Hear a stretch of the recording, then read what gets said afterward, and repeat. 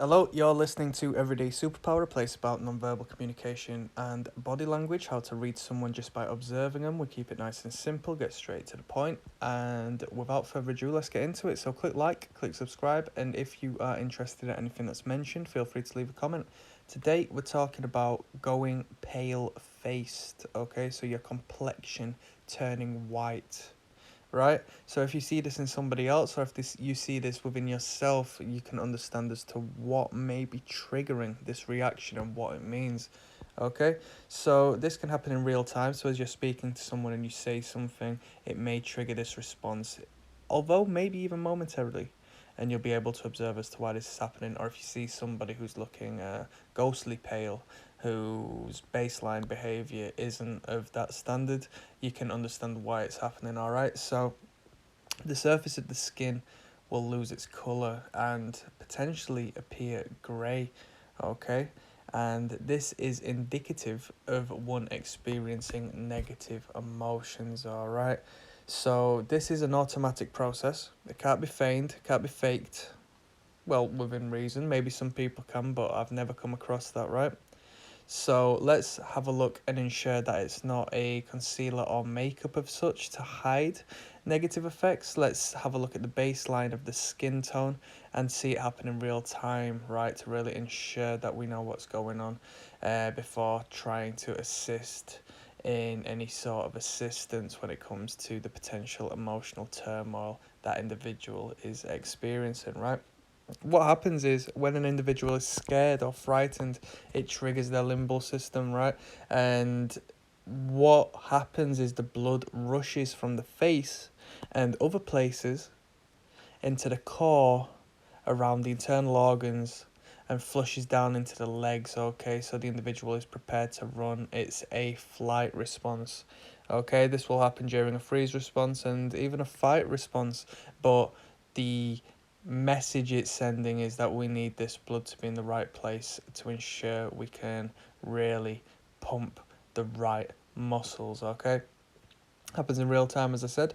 And alternatively, as opposed to somebody being threatened, it could be representative of somebody having a low blood circulation. So if somebody's sick and suffers from, low, like dangerously low, verging on, just unnaturally low blood pressure and circulation. Okay, so when bad news is delivered, you will see this because the individual may want to run away from the message that's being sent, and when frightened for the same purpose. Okay, they want to run away and the body is preparing itself, so the brain has subconsciously told the body, right, we need to make a change here. Okay, we need to potentially get away from this troublesome and threatening situation. Now, we don't have threats such as the dangerous competitive beasts we did back when these systems and these wirings were formed, but our brain, or at least a potential, I keep saying potential, my apologies, the particular area of the brain, as to which was developed during them times, still exist within us. All right, it definitely needs a bit of an update.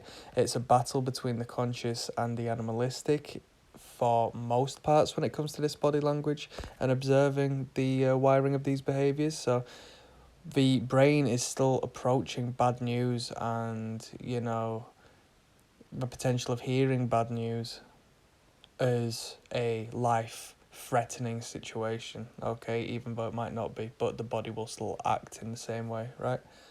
So it's a flight response.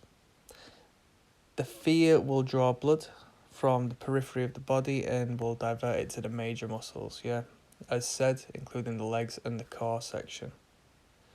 It's the body's way to prepare to escape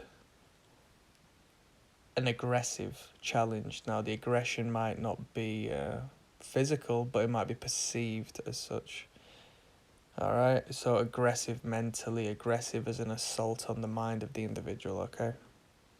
And last but not least, as we did say, don't forget that it can also be down to illness, right?